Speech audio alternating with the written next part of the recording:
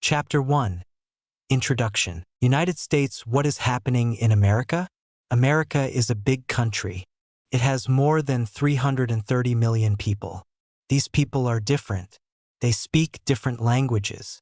They have different skin colors. They believe in different things. Some are rich. Some are poor. Some live in big cities. Some live in small towns. But they all live in the same country, the United States of America. In the last few years, something has changed in America. People are more divided. People are more angry. People do not trust each other. People do not trust the government. People do not trust the media. People do not trust the police. And that is dangerous, because when trust is broken, people feel scared. When people feel scared, they often get angry. And when they are angry, they go into the streets. That is how protests start. What is a protest? A protest is when people say, "We are not happy." They say this with their voices. They say this with signs. They say this with marches. They say this with loud chants. Sometimes a protest is peaceful. People walk together. They hold hands. They give speeches. They try to make change with words. But sometimes a protest becomes violent. People shout at each other. People throw things. People break windows. People fight with the police. Sometimes buildings burn. Sometimes people get hurt. In America, there have been many protests. Some big, some small, some peaceful, some violent. And many of these protests are connected to deeper problems. Why are people angry? There are many reasons. But here are a few. Politics. Some people feel the elections are not fair. They think politicians lie. They think votes do not matter. They think the system is broken. Racism. Some people feel they are treated unfairly because of their skin color. They say the police stop them more. They say they get paid less. They say the law does not protect them. Money. Some people are rich, but many are not. Some cannot pay for food or rent. Some cannot go to the doctor. They say, "This is not fair." Guns and safety. Some want fewer guns. Others want more freedom to carry guns. They argue about what makes people safe. Freedom. Some feel they cannot say what they believe. Others feel that too many lies are told online. Both feel like their freedom is in danger. Each of these problems is big, but together they feel even bigger. They feel heavy. They feel like a storm is coming. And this is why people talk about civil war. What is civil war? A civil war is when a country fights itself. Not a war with another country, but a war between people from the same land. America had one civil war before. It happened in the 1800s. It was very bloody. It was very sad. More than 600,000 people died. Families were torn apart. Brothers fought brothers. It was about slavery. It was about power. It was about who controls the future of the country. Now, some people say, it could happen again. But is that really true? Or is it just fear? That's what we will explore in this story. What you will learn. In the next parts of this story, we will go deeper. We will talk about where protests are happening, who is protesting, what signs they carry, what the government does, what the police do, what the people feel, what news says, what social media says. We will look at the two sides. Some call them left and right. We will see why they are so angry at each other. We will also learn about the idea of unity. Can one country stay united when people feel so far apart? This is not a story with a clear ending. It is still happening. It is still changing every day. But by understanding the story, you will understand more about people, about anger, about power, about peace, and about language, because this is also a story to help you practice your English. Key words. Vocabulary review. Let's look at some important words from this chapter. Protest, when people show they are not happy with something. Civil war, when people in the same country fight each other. Divided, when people are not together, they are split. Freedom, the right to say or do what you believe. Government, the leaders who run a country. Violence, actions that hurt people or things. Peaceful calm, without fighting or hurting. You will see these words again and again. Try to remember them. Chapter 2. What started the fire? In the last chapter, we talked about protests in the United States. We talked about anger. We talked about fear. We asked, is America close to a civil war? Now we go deeper. Now we ask, where did this begin? What started the fire?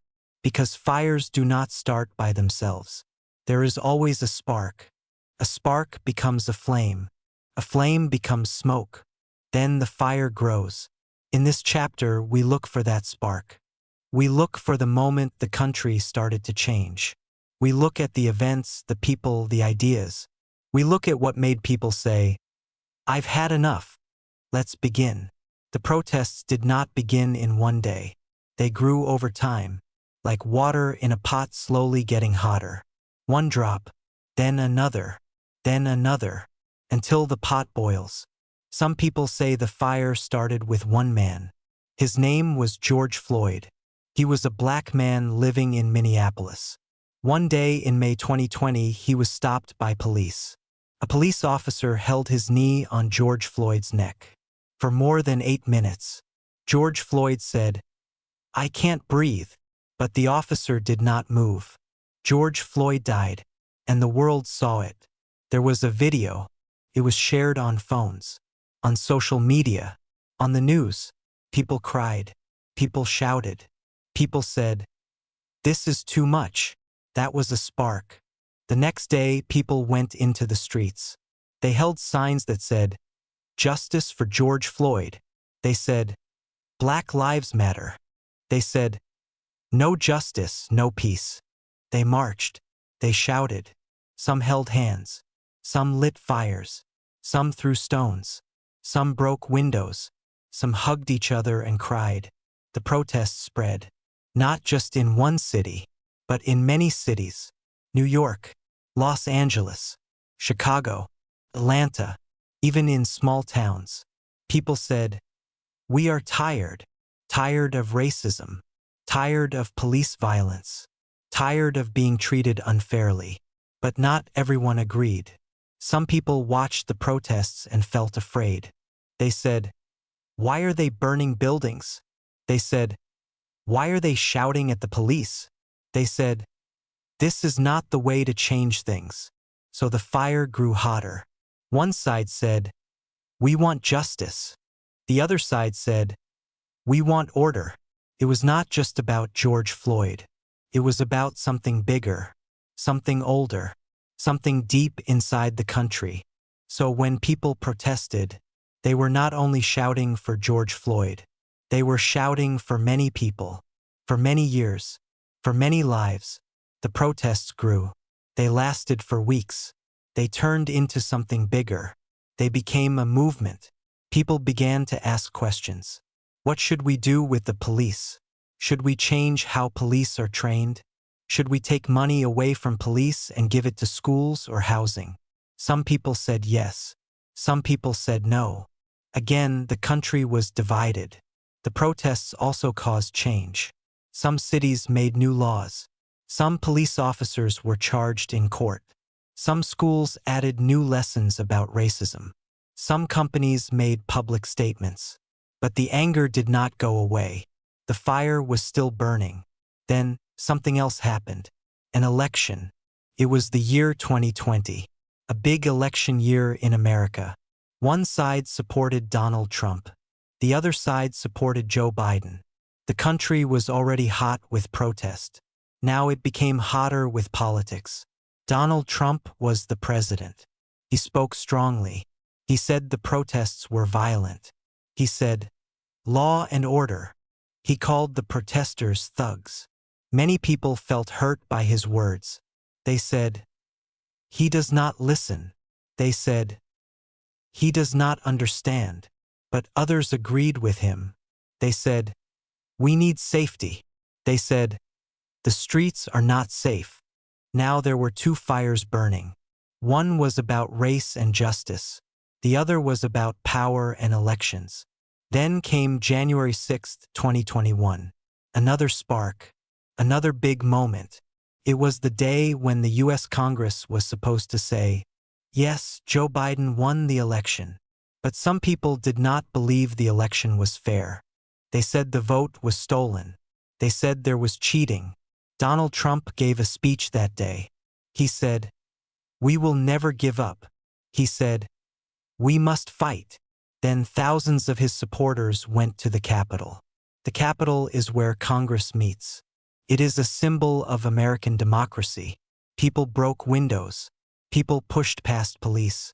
People entered the building. It was shocking. Lawmakers had to hide. Offices were destroyed. The world watched. The world asked, "What is happening in America?" This was not a protest by people asking for rights. This was a protest by people who felt they had lost power. They felt their voices were not heard. They were angry. They were afraid. It was another fire. Now both sides had felt fear. Both sides had seen violence. Both sides were shouting. And both sides felt the other side was dangerous. This is how things fall apart. It is not just one protest. Not just one man. Not just one day. It is many events. It is many feelings. It is many years. And little by little, the fire grows. Some people want to pour water on the fire. They want peace. They want understanding. They say, "Let's talk." But others bring more wood to the fire. They spread lies. They spread fear. They say, "The other side will destroy you." And so the fire keeps burning. It burns in cities. It burns in small towns. It burns online. It burns in people's hearts. This is where the story truly begins. Not with one name, not with one party, but with a country that is hurting. A country full of people who feel forgotten, who feel angry, who feel lost. That is what started the fire. And it has not gone out. In the next chapter, we will look at the two sides. What do they believe? Why do they fight? Can they live together? We will go deeper into this division. But for now, let's review. Protests grew from pain, from injustice, from history, from politics, from fear. Chapter 3. Two Americas. In the last chapter, we asked what started the fire. We talked about George Floyd. We talked about protests. We talked about anger and fear. We saw how the country began to fall apart. But now we must look at something deeper, something larger, something older. The United States is one country, but sometimes it feels like two Americas, not in name, but in spirit. This chapter will show you how divided the country has become. It will help you understand what the two sides believe, what they fear, what they want, and why they feel like enemies, not neighbors. Let's begin.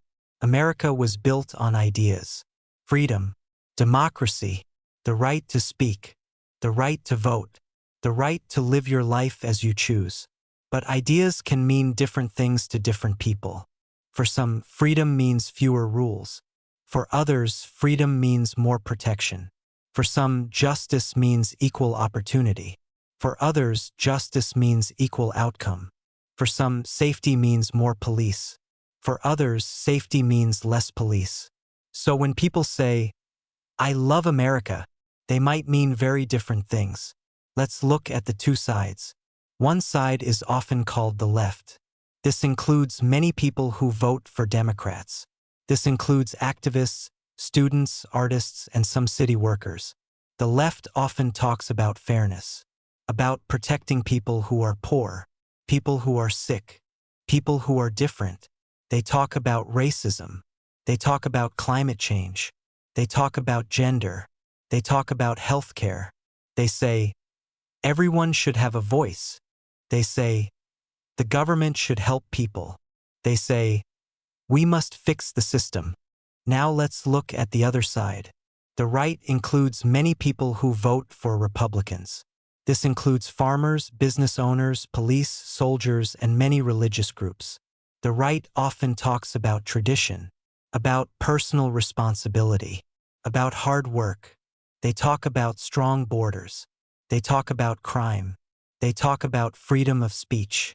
They talk about the right to carry a gun. They say, the government should not control our lives. They say, we must protect American values. They say, we must defend our way of life. These two sides do not just disagree. They see the world in very different ways. They read different news. They follow different leaders. They trust different facts. They even use different words. The left might say, Black Lives Matter. The right might reply, all lives matter. The left might say, stop police violence. The right might say, support the police. The left might say, protect immigrants. The right might say, protect our borders. The left might say, science says this. The right might say, that science is political. Each side believes they are right. Each side believes they are moral. Each side believes they are saving the country. And each side believes the other is dangerous. This is how division grows. It is not just about politics. It is about identity. It is about who you are, where you live, what you believe, what you fear. In cities, people often vote left. In small towns, people often vote right. In universities, most teachers are left. In churches, most leaders are right. Even families are divided. In some homes, parents vote one way and children vote another. At holidays, some families cannot talk without fighting. Some stop speaking completely. This is not just about ideas. It is about relationships. It is about trust. It is about community. Now let's hear from some voices. A young woman in New York says, I believe in equality. I believe in climate action. But my uncle says I'm brainwashed. He watches a different news channel and thinks I hate America. I love my country. I just want it to be better. An older man in Texas says, they call me a racist just because I want safe borders. They say I'm old and ignorant. But I worked hard my whole life. I served this country. Now they treat me like the enemy. A student says, my teacher says we must speak out against injustice. But my father says we must be proud of our history. Who should I believe? Teacher says, in my classroom I feel afraid to say the wrong thing. Someone is always offended. Feels like walking on glass. Each of these voices tells a story, not just about politics, but about pain. When a country is this divided, everything becomes a fight. What books children read in school, what flags people fly, what words you can say, what jokes are allowed, what movies are watched. Even masks became political. One person wears a mask and says, I care about others. Another refuses a mask and says, I care about freedom.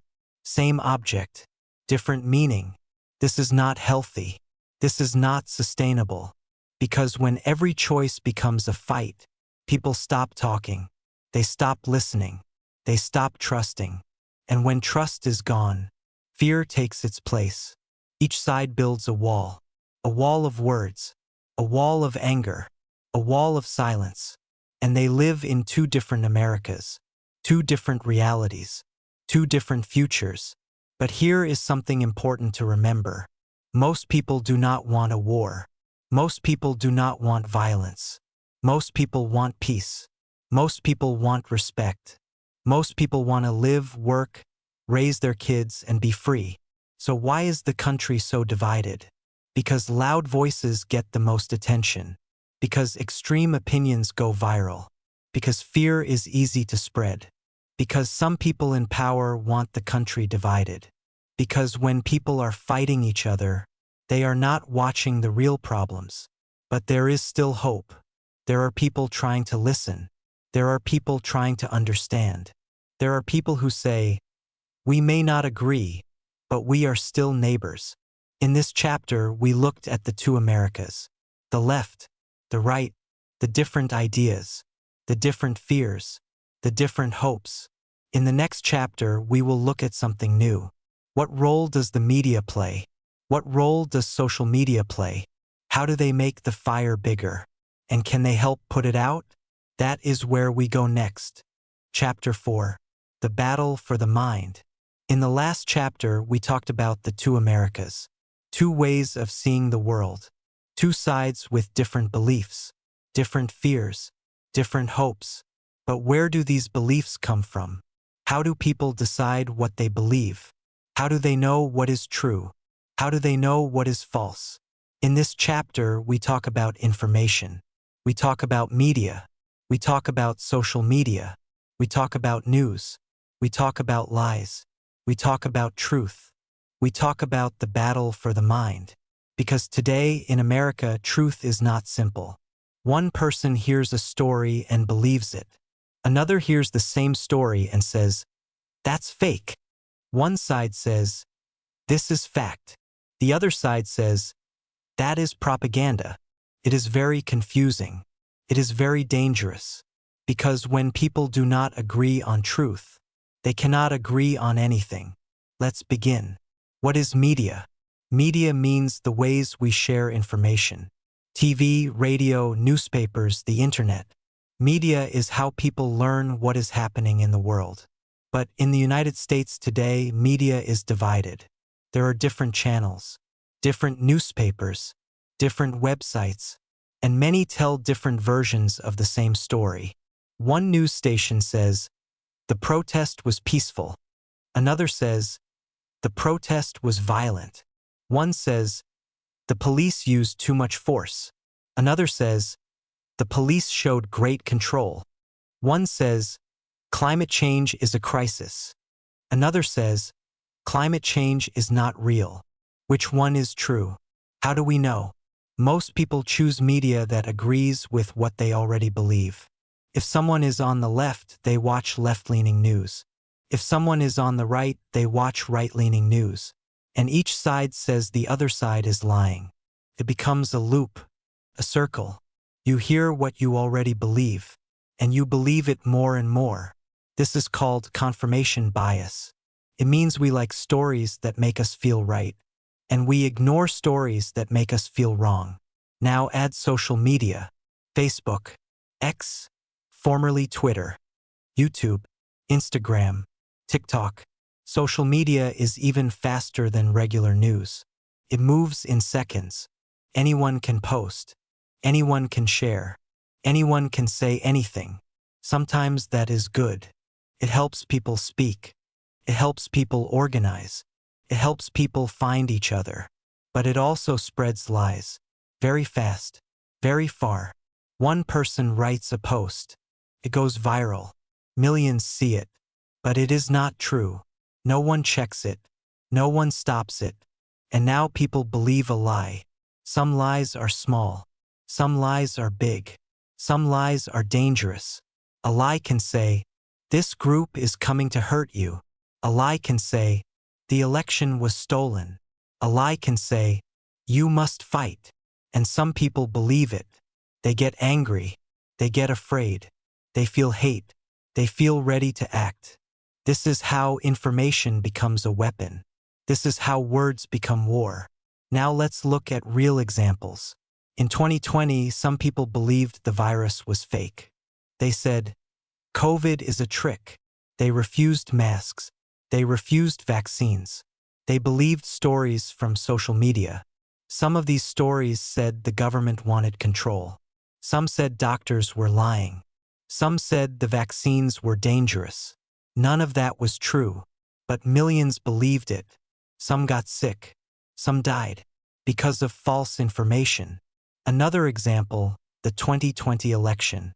After Joe Biden won the election, many people believed the vote was stolen. They saw videos online. They saw posts with no facts. They heard leaders say, "The vote was not real." But in truth, the vote was real. There was no big fraud. But the lie spread, and people believed it. Some believed it so much, they stormed the Capitol on January 6th.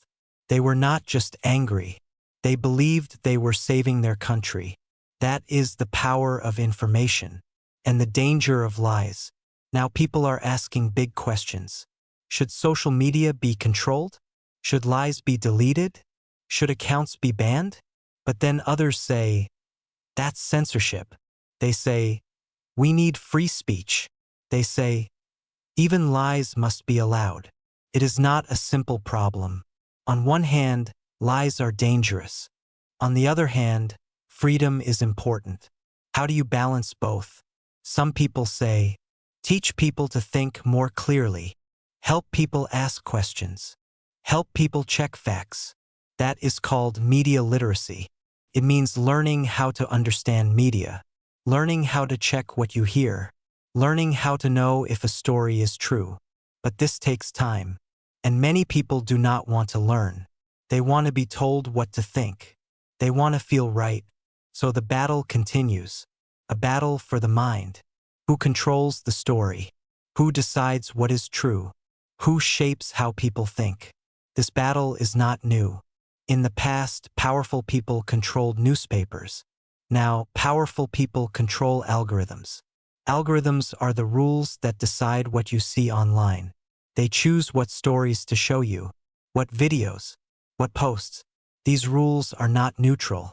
They are designed to keep you watching, to keep you clicking, to keep you angry, because anger makes people stay. Fear makes people click. Hate gets attention, and attention makes money. So platforms feed you more of what you already believe. More fear, more anger, more division, and the fire grows. This is not just a problem in America. It happens in many countries. But in America, it is especially dangerous now, because the country is already divided. And this battle for the mind makes it worse. It breaks families. It breaks communities. It breaks trust. Now people do not talk. They argue. They block each other. They stop listening. This is not just about politics. It is about how we live, how we understand the world, how we make decisions. If we cannot agree on truth, we cannot agree on anything. And without agreement, there is only conflict. That is why this chapter matters. Because the war for America's future may begin with the war for the mind. Let's remember what we learned. Media is powerful. Social media is even more powerful. Lies can move fast. Fear spreads quickly. Algorithms are not our friends. Free speech is important, but truth is also important. We must learn to ask questions. We must learn to think. In the next chapter, we will look at what happens when anger and fear become action. We will look at violence, at clashes in the streets, at groups preparing for war. We will ask, is the fire now out of control? Chapter 5. Violence or change. In the last chapter, we talked about the battle for the mind, how media, social media, and lies can shape what people believe, how those beliefs become strong, how those beliefs divide a country. Now we ask the next question. What happens when those beliefs turn into action? What happens when people stop talking and start fighting? In this chapter, we look at violence. We look at the street fights, the guns, the threats, the fear, and the hope that still exists. Because when people are angry, they want change. But sometimes, instead of change, they choose violence.